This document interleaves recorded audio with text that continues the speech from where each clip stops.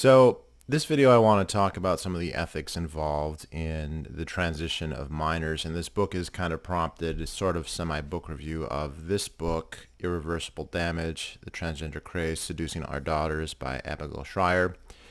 I bought this book a few months ago because there were efforts to ban it, unsuccessful efforts by and large, but a couple of retailers like Target and a few others did remove it from their online listings, and for a while it seemed like it was difficult to find it on Amazon, but that's indeed where I got it. Pretty short book, big text, lots of spaces, so a very quick read, maybe one or two sittings.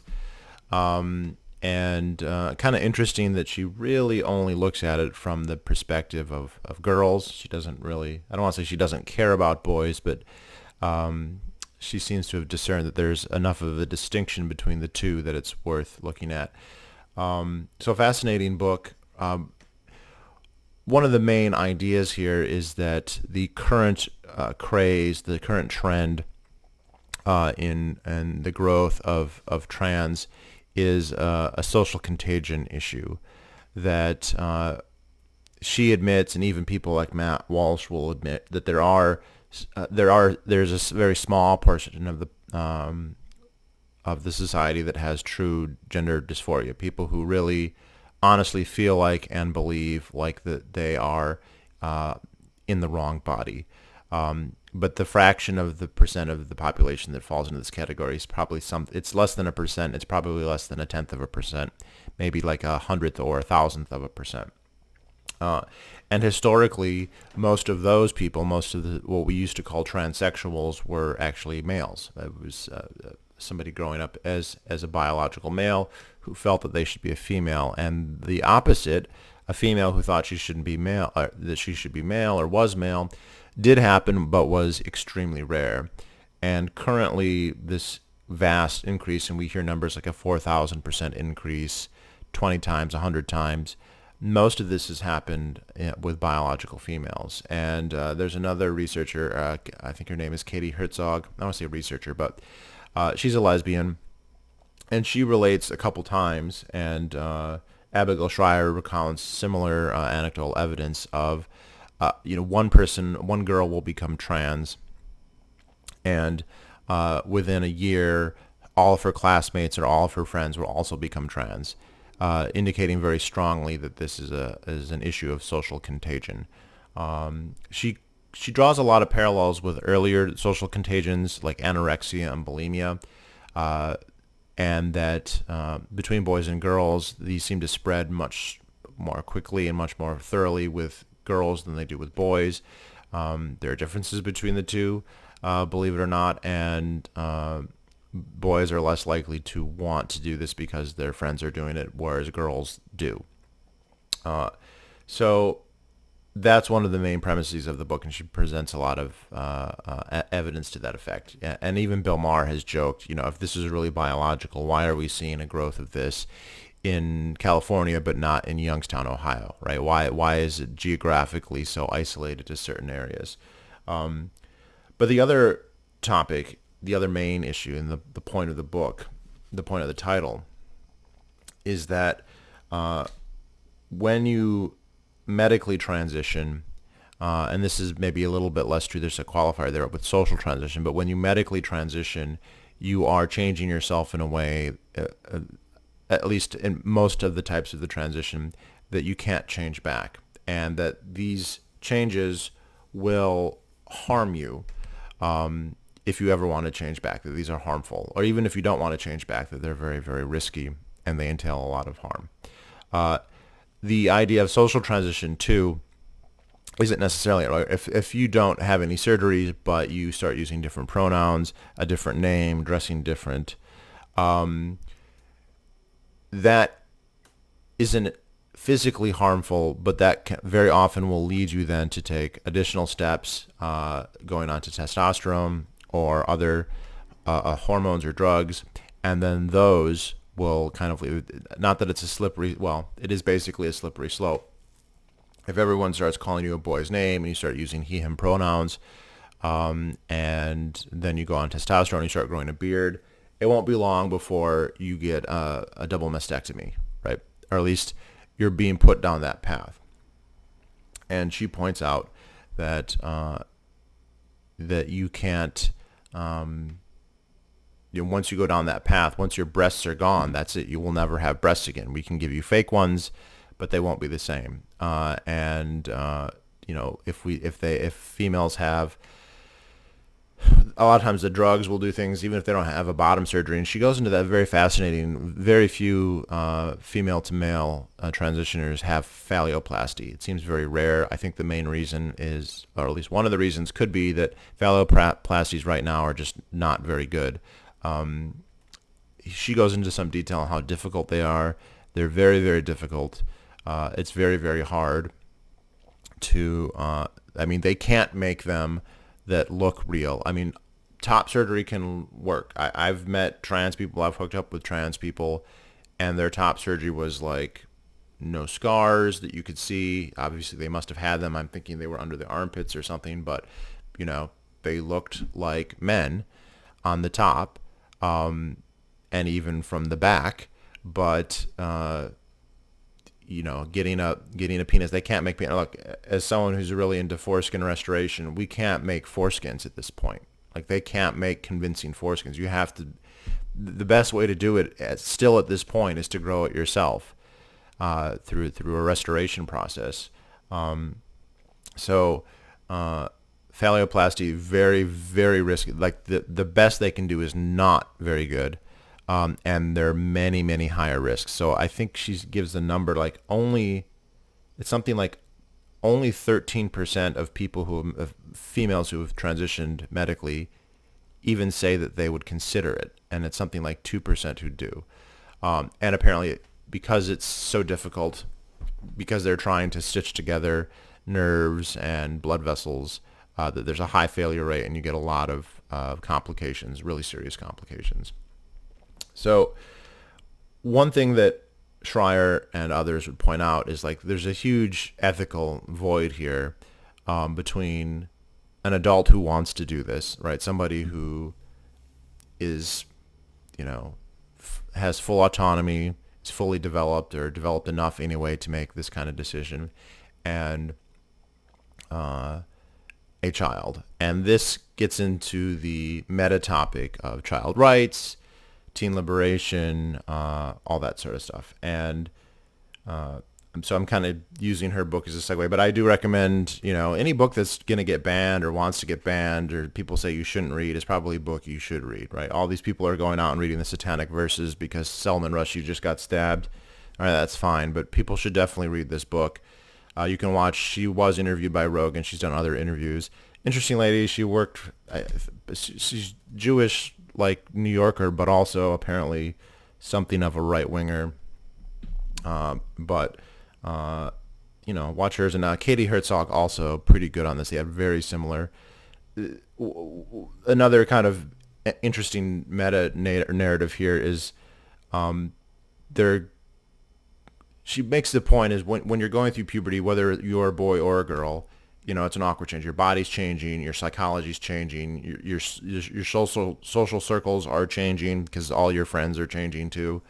And, she makes the argument that it's probably a little bit worse for girls than it is for boys. Yeah, boys get boners, boys get more horny. Girls have periods and they have menstrual cramps and they, I don't want to say that you can actually, quantify it and say it's worse, but she makes the argument.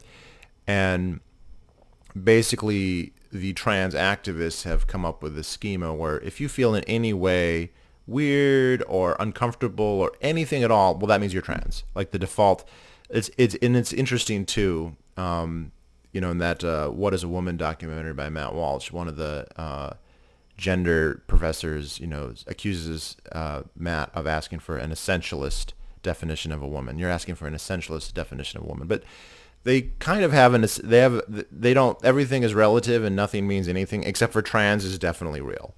Right, so there's no such thing as man. There is no such thing as woman. But trans is an immutable thing that can never change. And they have this: if you feel weird, if you're maybe attracted to the opposite sex, if you're uncomfortable, if you're nerdy, if you're introverted, if you're on the spectrum, any of those things, the default is going to be that you're trans.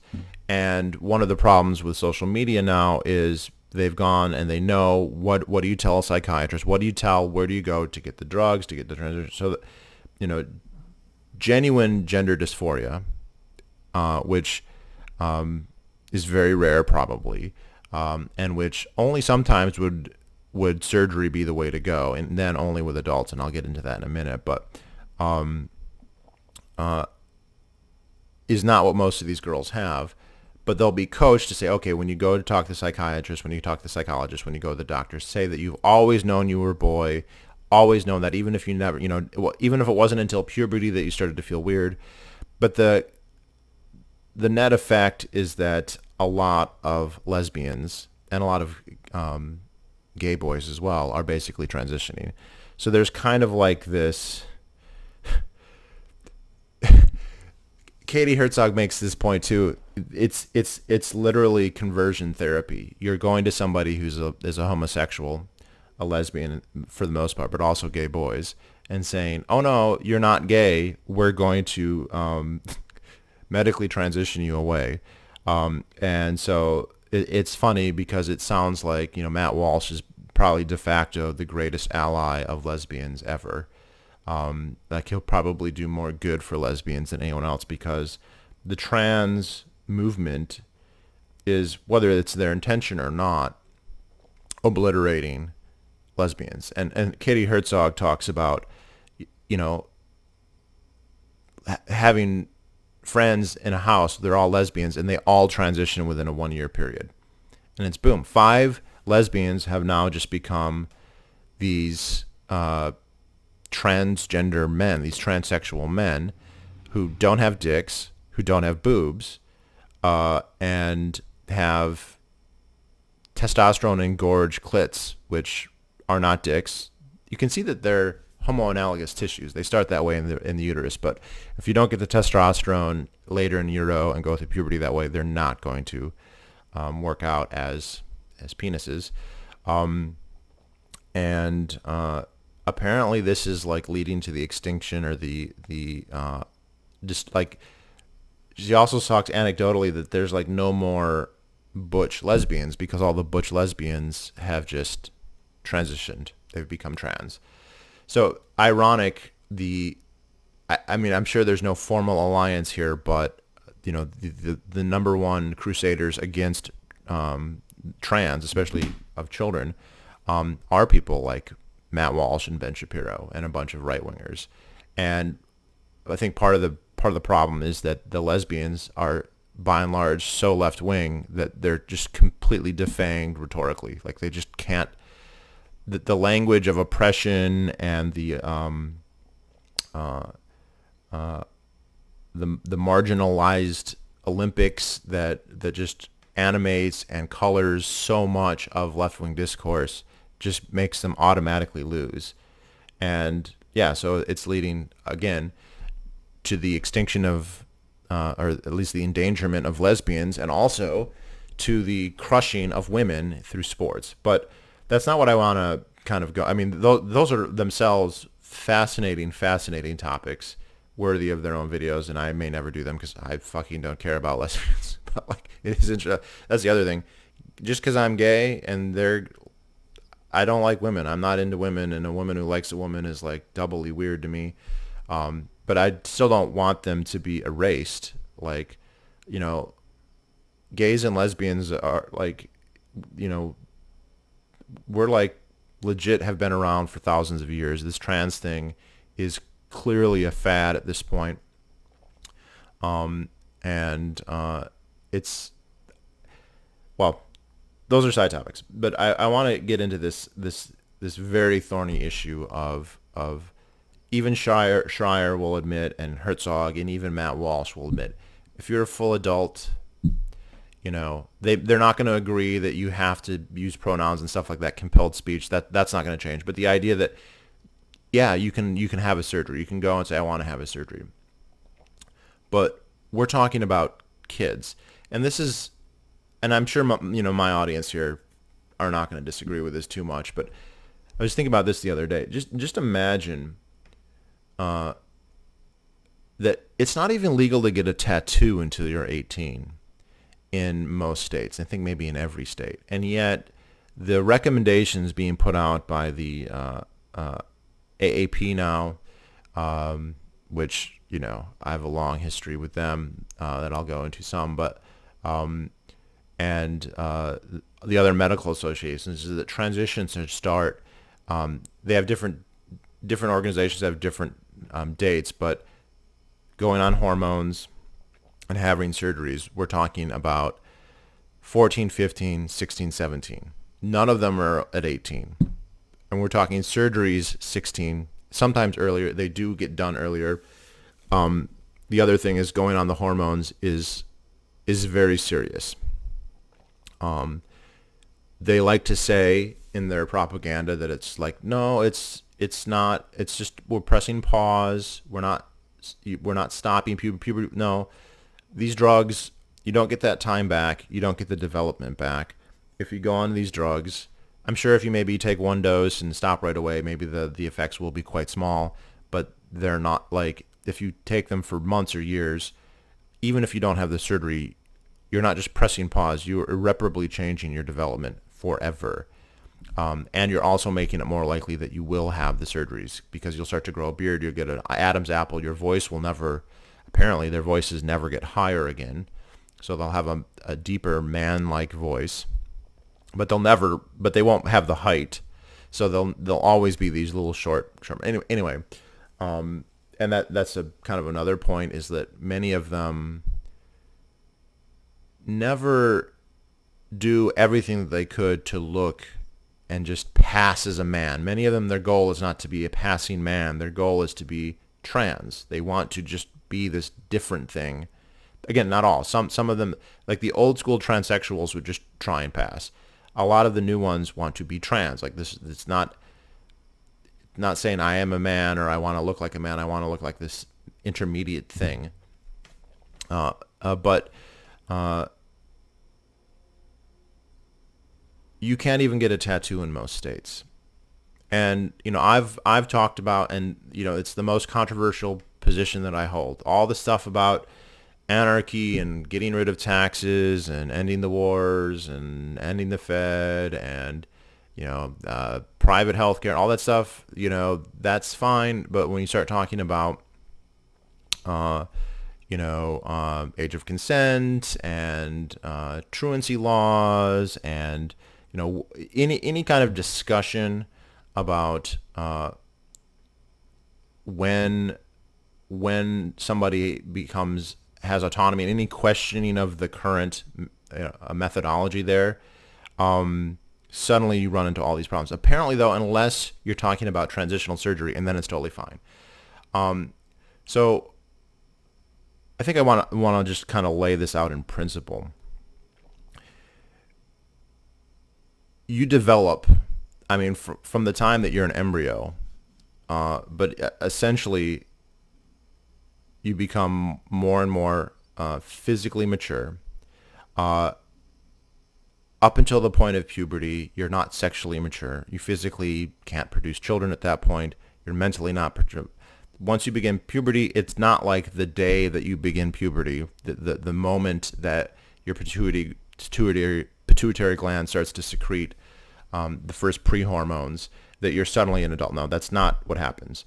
But at that point, your development rate increases, and basically you start to become more physically and mentally mature every day from that point. And when that happens and at the rate that it happens is not the same for everyone. This makes it really complicated. It's not like every single guy or every single girl begins puberty the day that they turn 11 or 9 or 10 or 6 weeks and 3, right? And it doesn't progress at the same rate. Even among siblings, there's 2 guys at my gym who are twin brothers. They're not identical twins, but they're brothers, and they were twins. They were born at the same time. And one of them is, I did not even believe they were brothers, let alone that they were twins, because one of them is just physically a lot more mature than the other one. They're exactly the same age. They have the same bedroom. They have the same parents, all that stuff. And one of them looks like he's 17 and one of them looks like he's 12. That's just how it is. like body hair and everything. They do not look the same because they did not start puberty at the same time and not progress at the same rate. What this means is that in a sense, there's not going to be a binary shift. You can reduce certain things to binary, but you're going to have a gradual increase in capacity. And the analogy I use is that you're going to be able, and people like to focus on the consenting to sex thing. I think that is just a sliver, a part of the whole. But for instance, you're going to be able to consent to kissing before you're able to consent to having sex. And you're going to be able to consent to having sex before you're going to be able to consent to marriage. But when those are going to happen is going to be different for different people. There are definitely people when they're 18 who can't consent to any of those things. There's people who when they're 35 can't consent to any of those things. They just developmentally never get there. And those people are going to be treated basically like children their entire lives. They're going to have rights, but those rights are going to be held in trust by somebody else. Hopefully, probably in most cases, by their family, their parents, or a sibling, or another relative. In worst case scenarios, by some third party that's designated by, or second, not the worst, but the next would be by some designated third party. You know, they get adopted officially or whatever by somebody else. And the last place in our current system is they become a ward of the state or some other institution, maybe a Catholic charity or an orphanage or whatnot. And those bodies would have a fiduciary responsibility towards their welfare. And that's real tricky because if you're talking about, I mean, some of these people who are developmentally never going to be full adults, some of them will be able to work, and it's possible then that the people running their lives, making most of their decisions, having the ultimate say in whether they have medical procedures or whatnot, you know, there's a chance that they can earn some of that back.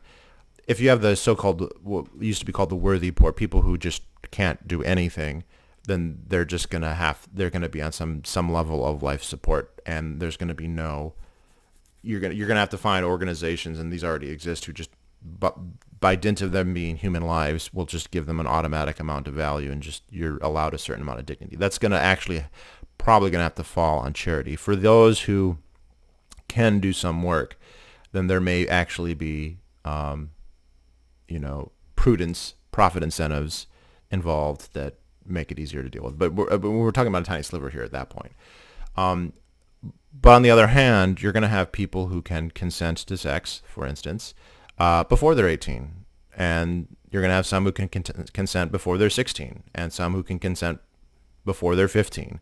The numbers are, it looks like, the very earliest cohorts, the very first, the outlier people who develop the earliest and the fastest, some of those people are going to have most autonomy. They're going to be able to do most things when they're as young as 12. It's going to be rare. It's not going to happen very common. I think it'll be rare enough that they would be so exceptional that the rules would just not count that, right? We don't have to look at sex. I like to use driving as an example. I don't think that there should be age restrictions on driving tests. It should just be, can you drive safely? Whether the government's running that or private insurance companies, right, kind of doesn't matter. The idea is, there shouldn't be, there's an easier test if you're a teenager. No, the test should be the same. Are you a safe driver? Can you safely manage the physics and the ethics of operating a motor vehicle in the limited years we have? Well, that's still a thing before we have fully automatic cars, right? So the usefulness of this example may change over time, but for now, it's a good illustration. And if you can't pass the test, I don't care if you're 20 or 25. It's not safe for you to drive. But if you can pass the test and it so happens that you're 12, then I don't see what the problem is. Now, I think what you're going to have happen is that a lot of companies, insurance companies, road companies, are going to say, okay, yes, you passed the test, but we just know that there's a higher risk. But there might be exceptional cases. Okay, Johnny is 12, but he passed the test, and not only that, he lives on a farm. He's been driving farm equipment. He's been driving vehicles on the farm. His parents can attest to this. Oh, and by the way, his parents are disabled and they can't drive, and so they need someone. They already have some provisions of this today. It is possible for people younger than the typical driving age in most states to drive if their parents needed. I remember there was actually twins in my school who could do that because their father had had a stroke and couldn't safely drive, so they both got their licenses, I think, when they were 14 or maybe 15. And they go, okay, yeah, you're an exception, so we will grant you a driver's license, per se. And that might be very rare, but as that happens, you're going to start to get data. Insurance companies are going to start to look at it and be like, okay, look, 12-year-olds can drive, and here's the relative risk, and it's probably going to be a higher risk. Just new drivers are always going to be a higher risk just by dint of their inexperience. Kind of syllogistically, and they're going to say, okay, yeah. So younger people can drive, but the insurance costs are much higher. That's going to be prohibitive for most. But again, people who really want to or really can or can afford it will do so, right? When you get to 13-year-olds, it's going to be more. 14-year-olds, and the same scenario that I outlined here for driving license would apply basically to everything else.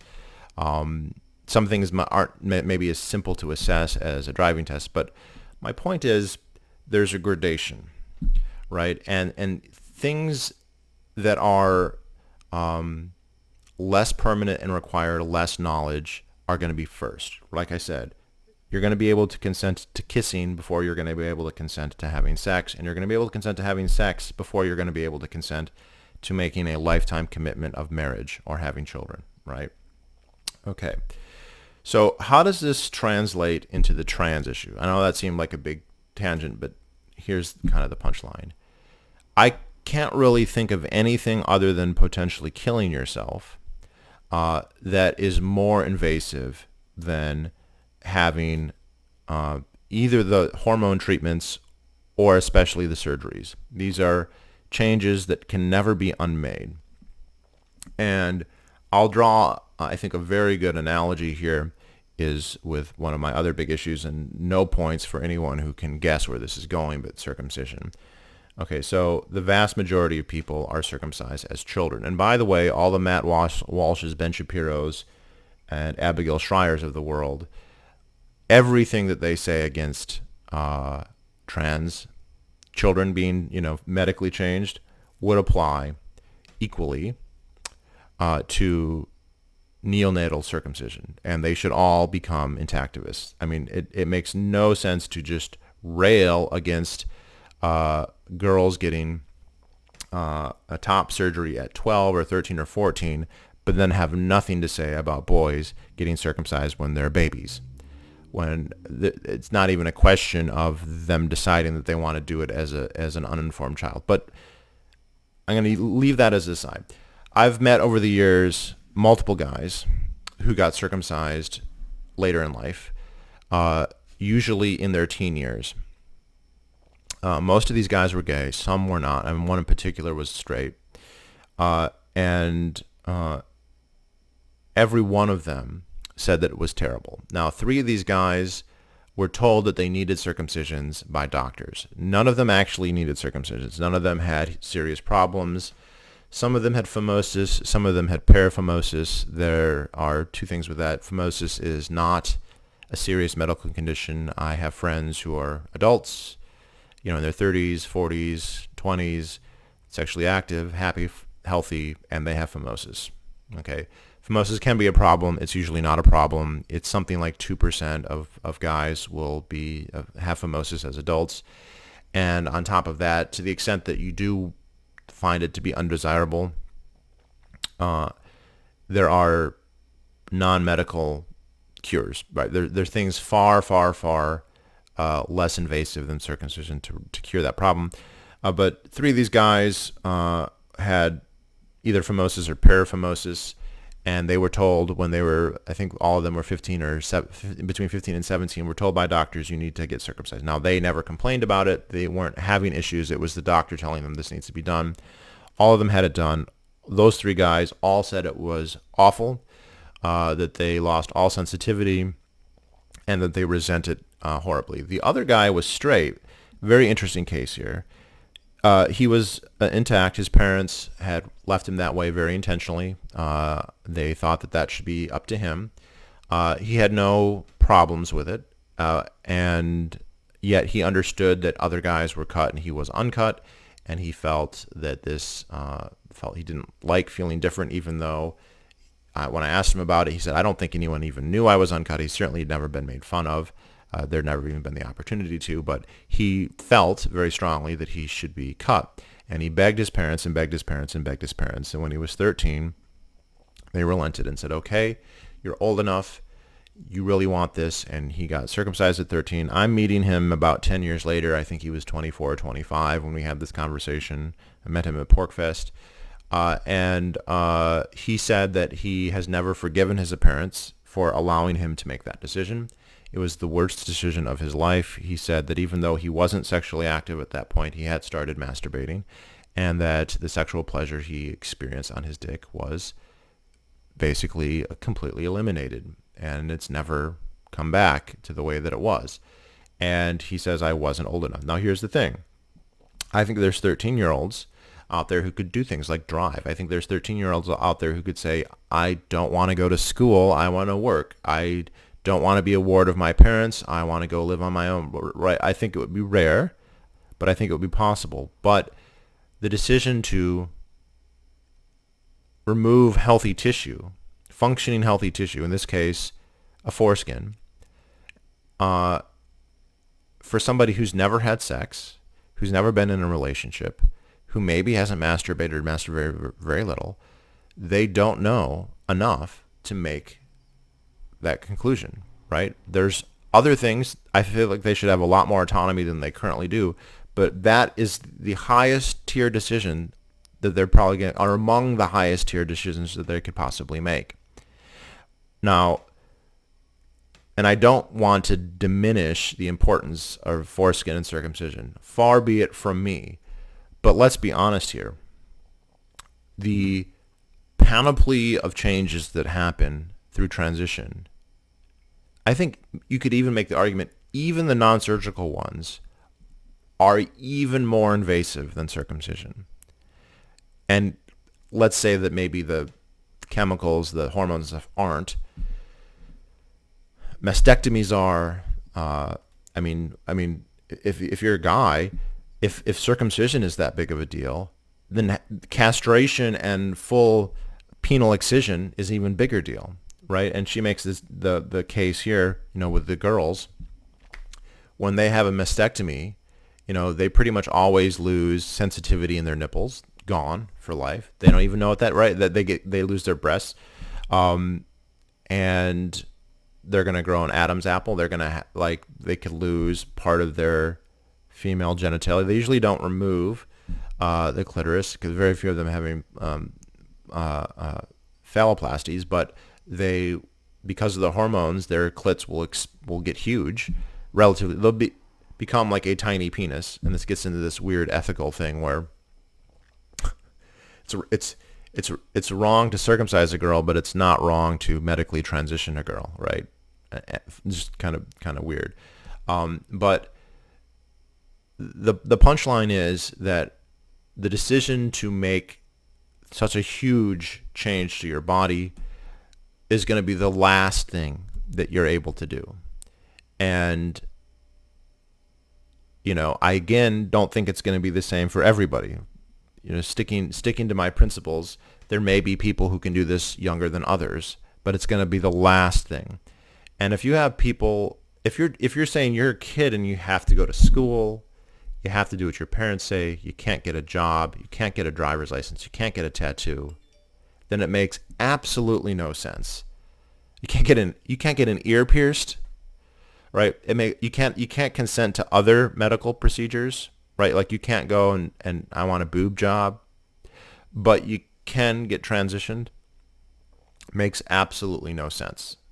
Now, the argument that they're going to bring up is this moral blackmail and say, if you don't transition them, they're going to kill themselves. This is the kind of the threat that lurks behind a lot of this. Allow this to happen, or they'll kill themselves. And first of all, like on a personal level, that's just incredibly toxic. I've known, not that I knew them, but I had friends who had like ex-boyfriends who would just trot this out all the time. Give me what I want, or I will kill myself. Continue to date me. Cook food for me. Don't let me, just complete emotional blackmail. And, as much as you want to value someone's life, you should not allow them to rule you in that way. I mean, it's also a little boy who cried wolf. Most of the people who say they're going to commit suicide don't, even though suicide is relatively common. It's something that you can. It's a credible possibility, right? It does happen, but there, in the case of the people I knew who were getting black, eventually they just said, look, you want me to call your mom, you want me to call the police, but I'm not going to give you what you want because you're just basically trying to blackmail me. The type that the trans activists do is even worse because they just say, well, it's statistically more likely. Now the evidence behind that claim is quite dubious. It's quite dubious. Even once people do transition, they still have very, very high suicide rates. And the idea that they have higher ones if they don't transition, there really isn't good evidence on that. They also, one of the forbidden things you're not supposed to study is we don't have any kind of data on detransitioners or desisters, people who, a desister is somebody who maybe they change their pronouns, they change their address, they change their name, but they don't necessarily go full down the medical transition and then they go back. And then a detransitioner is somebody who has had medical interventions and they try and go back. That's a bell you can't unring, really. It's again, circumcision again proves to be a useful analogy here. You can't get uncircumcised. It is impossible. Once you've been circumcised, you are circumcised. Now, you can do restoration. Restoration is qualitatively a huge leg up. It's been very beneficial, and I would recommend people look into it and try it, if you really want. But there is no question it's not the same. Even if it was, the years and years and years and years you have to put into it, it's like, okay, you still lose all that time. But restoring your foreskin is relatively simple and easy and beneficial in terms of results compared to trying to detransition. If you've had a double mastectomy, if you've been on hormones, if you have an Adam's apple and 5 o'clock shadow, if your clit has engorged 5 to 10 times bigger than normal, if you had a phalloplasty, right? These are not easy. Well, phalloplasty, they can just chop it right back off. Fair enough. But these are all much, much more difficult than just foreskin restoration, right? And inferior at the end. Because when you're restored, you look like you're uncut and you can pass as uncut. All right, that's already happened to me. I pass as uncut most of the time. Without telling people, they just think that I am. If you detransition, the odds that you're going to be able to do that, especially like in a locker room setting, are very low. Not impossible. I'm sure it can happen. But again, what's again this weird ideology. When people, it's funny. Like, if you want to transition, that's great. We love you. It's wonderful. We support you. You're amazing. If you detransition, then you are literally the devil. We hate you. You're a traitor. You're a liar. You were never really trans. Okay, it's that very interesting language. You're never really trans. But if you then go and say that you're really a boy or really a girl, they like have a complete conniption fit. But also just a whole other tangent there. But the idea is that's blackmail, and the evidence isn't good. Even people who have the surgeries very often still commit suicide. And we can argue why not, but like, this is a threat, and that's not a good basis for having an unchangeable medical alteration. These are the last things that you should be allowed to do. And I'm not sure. I don't know that we have the research is such a new thing. I'm not sure where that's going to be. It's going to be the last thing. It's going to be the final hurdle to adulthood. After sex, after getting a job, after getting married, right? Like it's up there. It's at the very top. Okay. It would be even have to be after agreeing to get circumcised, which again, the guy that 13, too early, did not done it, did not know anything. Could that guy have, consented to work after 11 p.m. or had a job? I think he probably could have. Could he have decided, I don't fucking care about school. I don't need to know geometry. I just want to be an entrepreneur. You know what? I think he probably could. Could he have made enough money to earn rent and sign a contract to have an apartment? Probably. Could he have gotten a driver's license? Probably. Could he have agreed to have himself circumcised? No, he couldn't. He'd be the first one to tell you that. That was completely wrong. And to have his entire... if he couldn't get circumcised, he certainly couldn't have gotten castrated and had a dephalloplasty or whatever, and a boob job, and gone onto all the hormones and gone on to Lupron, right? I mean, why chemically castrate yourself, though, when you can just do the whole thing, right? So, and it's very, very disingenuous on the trans side if they're going to say you can transition, but you can't have all the other autonomy. It's like people who say that 16-year-olds should vote. Okay, if 16-year-olds have a right to vote and run the government, then they should not be forced to go to school. They should not have regulations that prevent them from drinking or smoking or getting their ears pierced or holding a job or signing a contract, right? You cannot have your cake and eat it too in that situation. If they're going to say 14 or 15 is early enough to go onto hormones and 16 and 17 is early enough to medically, physically transition, then those people should be legally emancipated, basically in every way. I mean, if that's the extent, and there's a whole other kind of side topic of the ethics of the people doing this surgery. I remember watching one of those terrible reality TV shows on TLC once, and it was about this guy. I think he has now since committed suicide, but there's this guy who really wanted to look like Justin Bieber. He just idolized Justin Bieber and wanted to look like him. And he had already had many, many, many surgeries. And, at the end of the day, I mean, you can only change you can't paint outside the frame, so to speak. But he shows up to a plastic surgeon and he tells the plastic surgeon, this is what I want. And the plastic surgeon can kind of see him and see that he's obviously had a lot of work done. He didn't pull it off well enough that not everyone would immediately recognize him as Justin Bieber, but eventually during the meeting, the guy pulls out a picture, a high-quality picture of Justin Bieber, because I basically want to look more like this. And the surgeon said, okay, what you're asking is easy enough. He just, at that point, was looking for a couple more tweaks. He'd already had a lot of work done. But the plastic surgeon says, okay, but before I do anything, I want you to see a psychiatrist for a few sessions. I want them to talk to you because I want to make sure that you're not crazy and that I'm harming you by indulging your delusion, basically. He did not add that part, but the whole point to have him talk to a psychiatrist, that's the reason. And we can get into the whole thing of how effective is psychiatry and blah, blah, blah. But the point, the meta point here is, just because this guy was an adult, which he was at this point, I think he was in his late 20s or 30s.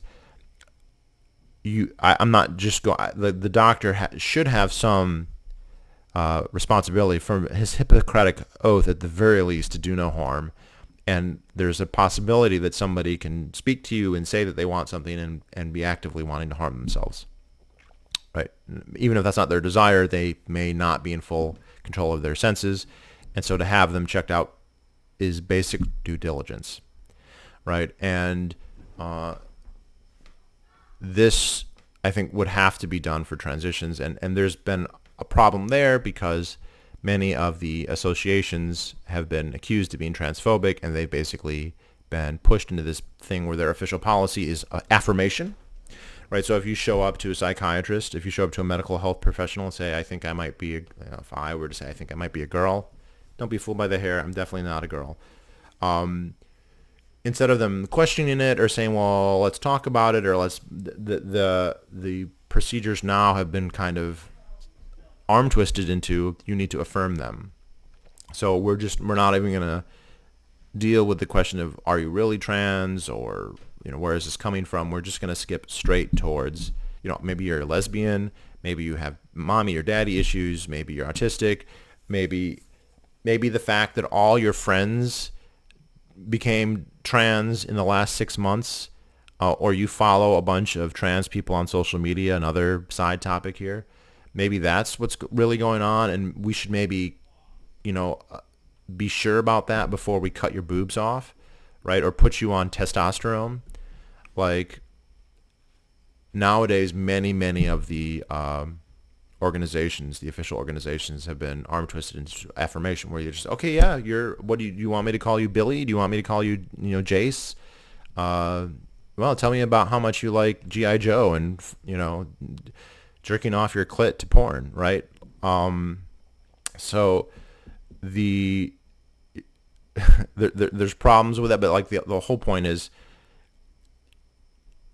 before they do the surgeries, they should be checking that. I'm sort of reminded of Jack Kevorkian. So I said that might be the one thing that's even higher, is to decide to kill yourself, because it's completely final, right? There's nothing after that.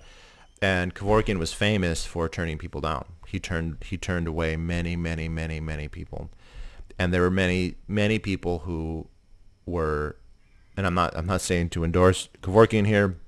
That not necessary for this example, but people would come to him who, they were paralyzed, they've been horribly burned, they'd had horrible lives, they tried to kill themselves, and they would beg him to kill them. And you know what he would say to most of these people is that you're clinically depressed, you cannot make this decision. Impossible. You're clinically depressed, you cannot make this decision. Now, if you're not clinically depressed, yada, yada, yada, then he would help you. But he turned almost everybody away for those reasons, right? Well, the doctors doing transitions on minors need to have at least as much ethical standards as Jack Kevorkian, at least, okay? And currently they don't. And yeah, and now the sad part of this is, and there is a bit of a sad lining here. The strongest argument against this, I think, would be there are some people, a very small, a 1 in 1,000, 1 in 10,000, who are truly body dysphoric, and for some of them, it may be helpful to medically transition. I would not, Shrier would not, even Matt Walsh would not say it should never ever be allowed. And if you're an adult, you can decide to do it. The problem is not the suicide thing. I think that's just a threat. The problem is that if you medically transition as an adult, the likelihood that you're going to achieve something that's convincing to the layperson is much lower than if you start when you're a child, right? If you transition before puberty, like if a boy transitions before puberty, it's much more likely that he will retain features that look feminine, that look non-masculine. If he avoids all the changes that happen through puberty, right? I mean, once you go through puberty, you're going to get the height, you're going to get the bone size, which, by the way, is why it's very tricky to let them compete. And this is why, the Thomas swimmer guy, I mean, doesn't matter how much estrogen he goes on or how much they lower his T. He's got a bigger heart, a bigger lungs, bigger shoulders, longer arms, longer legs, more muscle mass. He's weaker than he was, but he's stronger than they'll ever be. And it's going to be hard passing yourself off as a girl if you're 6'2" and have, linebacker shoulders. And that's sad, but you cannot justify that practice and say, well, we're gonna, for the 1 in 10,000 or the 1 in 1,000 person who this would be really good for, we're gonna allow hundreds and hundreds or tens or dozens or many times more who this isn't the right thing to be done, to be irreversibly damaged, right? It's absolutely, again, to bring it back to what I think is a very powerful analogous situation. There are some people who will decide to get circumcised as adults, and in extremely rare cases, there will people who will need to be circumcised. Now, it's very, very rare that circumcision is the intervention that is necessary. Most interventions that you could have, I mean, if you have a UTI, you need antibiotics. You don't need a circumcision. If you have phimosis and it bothers you, you don't need a circumcision. You can do stretching, or you can do a slit, much more minor surgery, right? But it's true that some people will, okay, but you don't circumcise every single boy for the 1% or the 0.5% or the 1/4% that might legitimately need it at some point, or to use an even stronger example, you don't circumcise 100,000 boys so that one of them has a lowered risk of getting penis cancer, right? It just does not make sense. Likewise, you can't start transitioning minors. In this case, we're talking prepubescent minors, so by definition, they don't meet any of the criteria for being able to make that decision. None. They can't agree to sex. They can't agree to a tattoo. They can't agree. They're completely the wards of their parents or the court or whoever their guardian is, and they cannot make the most momentous decision of their life other than to kill themselves, a la Jack Kevorkian. But and so, I'm sorry for those people. You're going to have to wait and transition when you're an adult.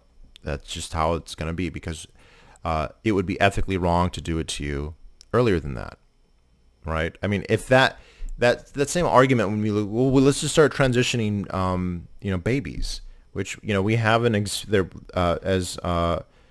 it's funny, again, so analogous. Walsh will bring up this example all the time. When John Money did this experiment, I'd heard about this experiment 10 years ago because it's also famous in the circumcision debate, where you had twin brothers who were born, and one of them had a botched circumcision, which, more common than people think. And John Money decided, well, let's just, instead of fixing it, let's just give him a phaleostectomy, remove the penis, remove the testicles, and let's raise him as a boy. And it didn't work, and both of the twins committed suicide. He eventually figured out he was a boy, even though he didn't have a cock and didn't have balls, and never did, and had no memory of them. And he killed himself. They both killed themselves. Terrible story, right? And what? But that would be ethically kind of the same as doing it to someone who's 12, right? Or 11. They haven't gone through puberty. They obviously can't consent to any of this. And I mean, it's like rolling the dice, except there's only a 1 in 1,000 or 1 in 10,000 chance that this is the right thing for them. So, there's no rational way that you would be doing that in the interest of the child. Again, it's even more, I mean, same principle, but the scale is different. Like, when you decide to circumcise your son when he's a baby, the odds that he needs it are very small, less than 1 in 1,000. I think that they have done studies of this in Finland, where they just do not do it unless it's necessary, and it is something like 1 in 1,000, right? So circumcision is extremely rare in Finland for that reason. So if you are looking at your newborn son and say, well, there's a chance, you're not doing it for his benefit. It's not like every girl in her family has breast cancer and she has the BRCA8 gene, and there's a 90% chance that she's going to develop breast cancer. So you decide we're going to give her a double mastectomy. That would be controversial, but you could very well make that argument for her. You couldn't make that argument for just any girl who doesn't have the BRCA1 gene or doesn't have a family history of breast cancer. And you can't make that argument with a little boy who has almost, the chances that he would need it are very low. The chances that he would choose it are very low.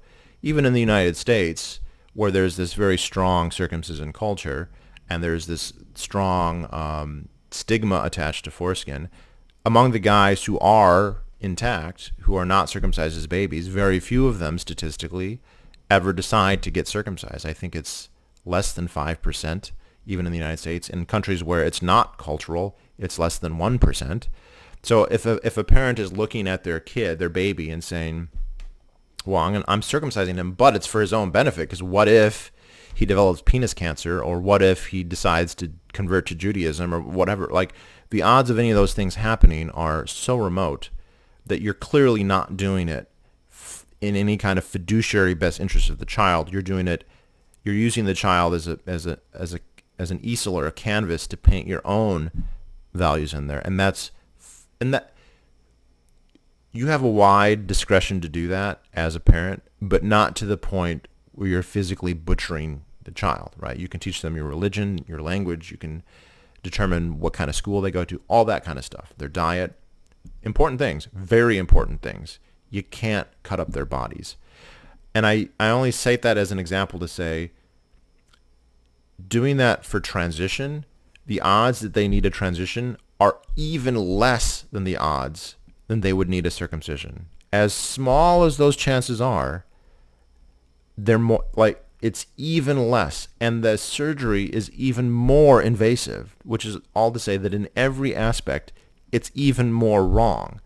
And I think the reason it's happening, especially to the younger demographic, a lot of parents are virtue signaling through their kids, and they're showing just how progressive they are and how much status they can have, because I've got a trans kid, blah, blah, blah, and they are doing...